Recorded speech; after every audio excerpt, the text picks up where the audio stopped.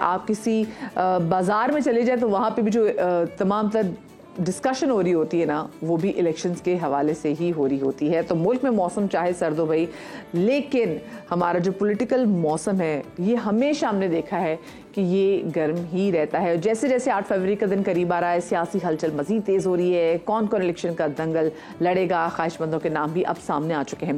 कागजात नामजदगी जमा करवाने की आखिरी तारीख जो थी वो आपको याद है कि वो 22 दिसंबर थी, लेकिन नून लीग, जमीयत उलमा इस्लाम, MKM पाकिस्तान और बलूचिस्तान अवामी पार्टी ने तारीख में तोसी का मुतालबा किया था। फिर तारीख में तोसी की भी गई और तोसी थी जी 24 दिसंबर तक, 2 रोज़ की तोसी थी। और उसके बाद फिर कहा गया था कि जो कागजात की जाँच पड़ताल के दिन होंगे वो होंगे 25 दिसंबर से लेके 30 दिसंबर तक।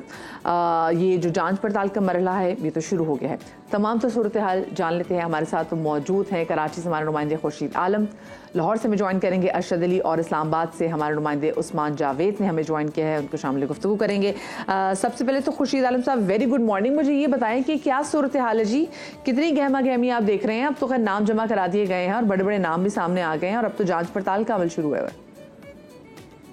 जी हाँ, बिल्कुल। इंतखाबात 2024 के लिए पहला मरहला तो मुकम्मल हुआ कि उम्मीदवारों के कागजात नामजदगी जमा हो गए। मुल्क भर की तरह कराची में भी हमने 7 DRO ऑफिस के बाहर और इलेक्शन कमीशन के बाहर लोगों की गहमा गहमी, सियासी कारकुनों के नारेबाजियाँ देखी और मुख्तलिफ सियासी जमातों, आज़ाद उम्मीदवारों ने अपने कागजात नामजदगी जमा कराए।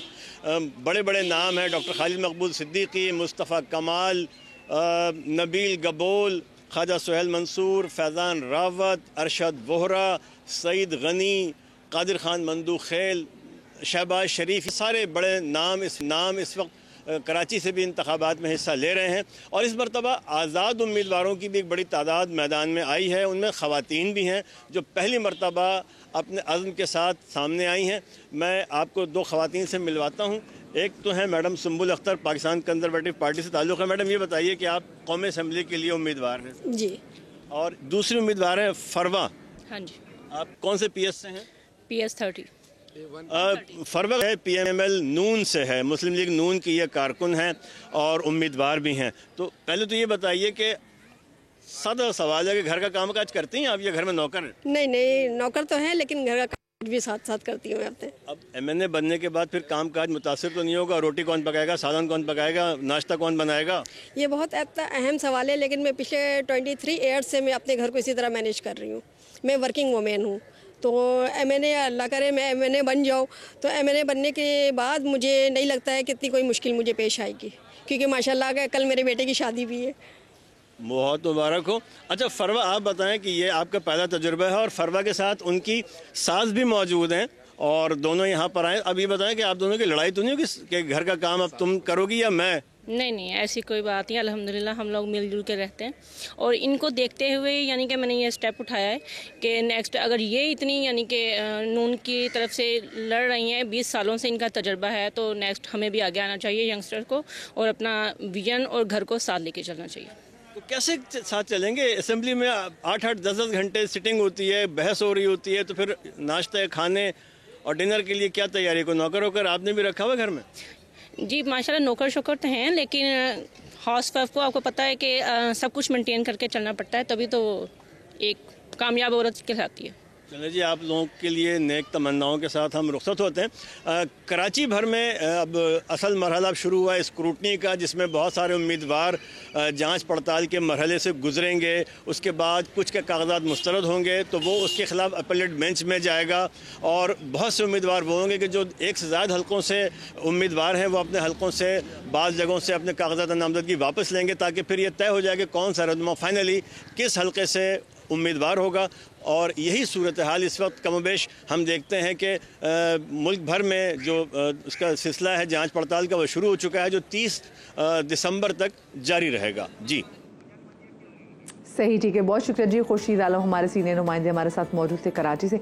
सबसे अच्छी बात मुझे लगी कि नून लीग की नुमाइंदा जिस वक्त यहाँ पर मौजूद थी और उनकी सास उनको सपोर्ट करने के लिए भी वहाँ पर थी, तो ये बड़ी अच्छी एग्जाम्पल जो है उन्होंने सेट की। और एक और मज़ेदार एग्जाम्पल भी आपको बताऊँ, भी रावलपिंडी में 4 बहन भाई हैं, चारों वकील हैं और चारों ही इलेक्शंस के लिए खड़े हो रहे हैं। अब खैर क्योंकि आज़ाद उम्मीदवार तो लेट्स सी, बहुत सी दूसरी पार्टी के भी आज़ाद उम्मीदवार ऐसे थे जिन्होंने खड़े होना है, तो देखते हैं आज़ाद उम्मीदवार जो आते भी हैं और अगर इसके बाद इलेक्ट भी होते हैं तो फिर कौन सी पार्टी को ज्वाइन करते हैं। अच्छा, लाहौर का मैं रुख करूंगी। लाहौर में अरशद हमारे नुमाइंदे हमारे साथ मौजूद हैं।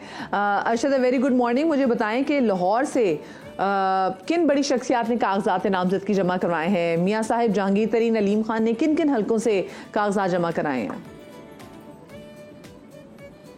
जी बिल्कुल मदीहा, लाहौर की 14 कौमी असम्बली की नशिस्तों पर कुल जो है वो 470 उम्मीदवारों ने कौमी असम्बली के ऊपर जो है वो कागजात नामजदगी जमा करवाए हैं। जबकि सूबाई असम्बली की अगर बात करें तो लाहौर में सूबाई असम्बली की 30 नशिस्तों के ऊपर 1408 उम्मीदवारों ने कागजात नामजदगी जमा करवाए हैं। ताहम बड़े नामों की अगर बात करें तो लाहौर के NA 130 से मुस्लिम लीग नून के कायद मियाँ मोहम्मद नवाज शरीफ ने जो है वो कागजात नामजदगी जमा करवाए हैं। उनके मद्दे मुकाबल डॉक्टर यास्मीन राशिद, जिनका PTI से ताल्लुक है, वो उनके मद्दे मुकाबल उन्होंने अपने कागजात नामजदगी जमा करवाए हैं। इसी तरह जो है वो अगर इस्तेकाम पाकिस्तान पार्टी के सदर अब्दुल अलीम खान की बात करें तो अब्दुल अलीम खान ने NA के 2 हलकों से NA 117 और NA 119 से कागजात नामजदगी जमा करवाए हैं। उनके NA 117 से अगर बात करें तो आसफ हाशमी उनके मद्दे मुकाबल होंगे और इसके साथ साथ अगर बात करें NA 119 में तो NA 119 में अलीम खान और इसके साथ साथ मरियम नवाज ने भी अभी जो है वो इस हल्के से कागजात नामजदगी जमा करवाए हैं। फिलहाल जो है वो अगर मियाँ मोहम्मद शहबाज शरीफ की बात करें तो मियाँ मोहम्मद शहबाज शरीफ ने NA 123 से कागजात नामजदगी जमा करवाए हैं और उनके मद्दे मुकाबल जमात इस्लामी के लियाकत बलोच ने भी कागजात नामजदगी जमा करवा रखे हैं और इसके साथ साथ PTI से उनके मद्दे मुकाबल अफजाल अहमद पाहट होंगे। जबकि इसी तरह अगर हम चले जाएँ हमजा शहबाज की तो उन्होंने NA 118 से कागजात नामजदगी जमा करवाए हैं। उनके मद्दे मुकाबल जो है वो PTI से मोहम्मद खान मदनी या फिर गुलाम मोहिउद्दीन होंगे और इस हवाले से पार्टी फैसला करेगी। इसी तरह जो है वो एडिशनल इस्तेकाम पाकिस्तान पार्टी के जनरल सेक्रेटरी आउन चौधरी की बात करें, उन्होंने NA 124 से कागजात नामजदगी जमा करवाए हैं। उनके मद्दे मुकाबल PTI से राना ज़मीर जेडू ने कागजात नामजदगी जमा करवाए हैं। इसी तरह जो है वो अफजल खोखर ने भी कागजात नामजदगी जमा करवाए हैं और इसके साथ साथ जो बिलावल भुट्टो है उन्होंने लाहौर जी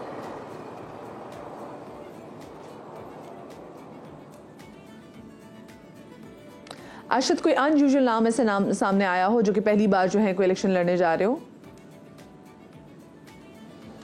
जी बिल्कुल, जो है वो अभी तक जो इन कुछ हजरात वकील ज़रूर हैं उनकी तरफ से जो है वो PTI की तरफ से उन्होंने पहली दफ़ा कागजात नामजदगी मुख्तलिफ हलकों से जमा करवाए हैं और उन वकीलों में राना ज़मीर जेडू जिन्होंने बार की सियासत की है, उन्होंने जो है वो अब बाकायदा नेशनल असम्बली के लिए जो है वो कागजात नामजदगी जमा करवाए हैं। इसी तरह जो है वो अफजाल पाहट हैं, उन्होंने कागजात नामजदगी जो है वो जमा करवाए हैं। मोस्टली जो है वो इसमें नाई अगर बात करें तो PTI की तरफ से नाए वकील जिसमें अजहर सदीक हैं, उन्होंने जो है वो पहली दफ़ा जो है वो सियासी कदम रखा है और NA 122 से कागजात नामजदगी जमा करवाए हैं। इसके साथ साथ अगर बात करें मखसूस सीटों के ऊपर जो है वो मखसूस सीटों के ऊपर भी जो है वो अब बाकायदा तौर पर कागजात नामजदगी का अमल का मुकम्मल हो चुका था। इलेक्शन कमीशन की जानब से जो तरजीही लिस्टें थी वो भी अवेजा कर दी गई हैं और कागजात नामजदगी की जाँच पड़ताल वो हम देख भी रहे हैं। बहुत सारी जो मखसूस नशिस्तों पर जो खवातीन होंगी वो तो लिस्ट हम देख रहे हैं मुख्तलिफ पार्टीज़ की जो हैं, वो वैसे भी कल से मीडिया पे देख भी रहे हैं। अच्छा, इस्लामाबाद से हमारे नुमाइंदे उस्मान जावेद हमारे साथ मौजूद हैं। उस्मान, ये बताएगा कि शहर इक़्तिदार में इलेक्शन के हवाले से क्या फिजा बनी हुई है?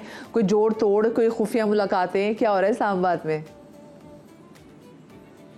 जी बिल्कुल, इस्लामाबाद में सियासी सरगर्मियां अपने अरूज पर हैं, जोड़ तोड़ की सियासत भी चल रही है। उम्मीदवार एक दूसरे से मुलाकातें भी कर रहे हैं और एक दूसरे को कन्विंस भी कर रहे हैं और एक दूसरे को अपने मुकाबले में बिठाने की कोशिश भी कर रहे हैं और उनकी सपोर्ट हासिल करने की भी बात कर रहे हैं। इस्लामाबाद में बुनियादी तौर पर कौमी असम्बली के 3 हल्के हैं, NA 46, 47, 48। इन तीनों हल्कों में मजमूई तौर पर 5 रोज़ जो इलेक्शन कमीशन ऑफ पाकिस्तान ने कागजात नामजदगी जमा करवाने के हवाले से वक्त दिया गया था, उसमें मजमूई तौर पर 209 उम्मीदवारों की जानिब से कागजात नामजदगी जमा कराए, जिसमें तमाम जो बड़ी सियासी जमातें हैं उनके उम्मीदवार भी सामने आए हैं। आज़ाद उम्मीदवारों की भी बड़ी तादाद है और इसके साथ साथ ट्रांसजेंडर्स भी NA 46 और 47 से इस बार इलेक्शन लड़ेंगी और मैदान में मौजूद है। मजमूई तौर पर 209 उम्मीदवार है और जिस तरह खुर्शीद आलम साहब ने बताया कि 2 ख़वातीन उम्मीदवारों से भी मुलाकात करवाई, लेकिन अगर हम मुल्क भर में ख़वातीन वोटर्स का कंपैरिजन करें तो इस्लामाबाद वो इलाका है जिसमें सबसे ज़्यादा ख़वातीन वोटर्स की तादाद है। 48% के करीब ख़वातीन अपना हक़ राय दही इस्तेमाल करेंगी इस्लामाबाद में। तो ख़वातीन की आवाज़ जो है वो इस्लामाबाद की हद तक खासी मौसर होगी और वो एक अहम रोल विक्ट्री में अदा करेगी। दीगर अगर हम बात करें तो इस्लामाबाद में मजमूई तौर पर 150 अक़लियती उम्मीदवारों की जानिब से इलेक्शन कमीशन ऑफ पाकिस्तान में अपने कागजात नामजदगी जमा करवाए थे और कल इलेक्शन कमीशन ऑफ पाकिस्तान की जानिब से लिस्ट भी आवेज़ा कर दी गई थी। इसके साथ साथ जो ट्रिब्यूनल्स का मामला है, इलेक्शन कमीशन ऑफ पाकिस्तान ने मजमूई तौर पर मुल्क भर में 24 ट्रिब्यूनल्स कायम कर दी गए हैं। वफाकी दारुल हुकूमत इस्लामाबाद में तीनों हलकों के लिए एक ट्रिब्यूनल कायम किया गया है, जबकि अक़लियतों के हवाले से जो कागजात नामजदगी मुस्तरद या मंजूर होने के हवाले से भी एक एपलेट ट्रिब्यूनल कायम कर दिया गया है। सिंध में 6 है, पंजाब में 9 कायम किए गए हैं, KPK में 5 कायम किए गए हैं और बलूचिस्तान में 2 एपलेट ट्रिब्यूनल्स कायम कर दिए गए हैं। इसके साथ साथ जो गहमा गहमी है वो खासी अरूज पर इस वक्त दिखाई दे रही है और इस्लामाबाद में अब क्योंकि बैनर्स भी आवेज़ा होने शुरू हो गए हैं, होल्डिंग्स भी जो अच्छा, मुझे चलिए बताइए, तो आपने मुझे सारी रिपोर्ट दे दी, मैं आपसे पूछ रही कि खुफिया ऐसी मुलाकातें कोई जोड़ तोड़ कहीं अभी भी हो रहा हो तो ये बताएं कि इन्फ्लुएंस करने की कोशिश की जा रही हो जो इंडिपेंडेंट कैंडिडेट है उनको। जी बिल्कुल, मैंने आपको जिस तरह आगाज़ में ही बताया था कि इस्लामाबाद में खुफिया मुलाकातों का सिलसिला अब शुरू हो चुका है और आज़ाद उम्मीदवारों को बिठाने की इस वक्त कोशिश की जा रही है, क्योंकि इस वक्त आज़ाद उम्मीदवार भी खासी बड़ी तादाद में वफाकी दारुल हुकूमत इस्लामाबाद की 3 जो कॉन्स्टिट्यूंसीज़ हैं उसमें खड़े हो रहे हैं। तो जो सियासी जमातें हैं उनकी जानिब से जो आज़ाद उम्मीदवार हैं उनकी सपोर्ट हासिल करने की कोशिश की जा रही है, क्योंकि बड़े नाम यहाँ पर इस्लामाबाद के तीनों हलकों में मौजूद है। नाज़रीन के साथ शेयर भी किया कि रावलपिंडी से 4 बहन भाई हैं जो कि वकील हैं और चारों के चारों इलेक्शंस जो है वो लड़ने जा रहे हैं। ज़रा इनके हवाले से बताएं थोड़ा कुछ, अगर आपको इल्म है तो। जी बिल्कुल, ये असगर अली मुबारक एडवोकेट हैं। वो रावलपिंडी की कॉन्स्टिट्यूंसी से इस दफ़ा इलेक्शन लड़ने जा रहे हैं और उनके चारों जो बहन भाई हैं वो भी रावलपिंडी की जो 4 कौमी असम्बली की नशिस्तें हैं वहाँ से इलेक्शन लड़ने जा रहे हैं। ये चारों वकील हैं और इन्होंने कागजात नामजदगी अपने जमा करवा रखे हैं और वो खासे पुरुमीद नज़र आ रहे हैं कि वो इस दफ़ा इलेक्शन में टफ टाइम देने जा रहे हैं। तो जो सियासी सरगर्मियाँ हैं वो खासी अपने अरूज पर हैं और क्योंकि जो गैर यकीनी की सूरत हाल है वो अब ख़त्म हो चुकी है और अब सबको ये पता है कि 8 फरवरी को इंतखाबात होने जा रहे हैं और उस हवाले से सियासी जोड़ तोड़ भी बन रहे हैं। आज़ाद उम्मीदवार भी इसमें अपना खासा अहम किरदार अदा कर रहे हैं और इसके साथ साथ बस अभी तो ज़रा स्क्रूटनी का प्रोसेस जो है वो जारी है, उसके बाद देखते हैं कि फिर आगे जाके क्या कुछ चीज़ें हमारी आंखें जो हैं वो देखती हैं। बहुत शुक्रिया जी, हमारे नुमाइंदे इस्लामाबाद से और हमारे लाहौर से हमारे नुमाइंदे अरशद थे, आप दोनों का बहुत शुक्रिया।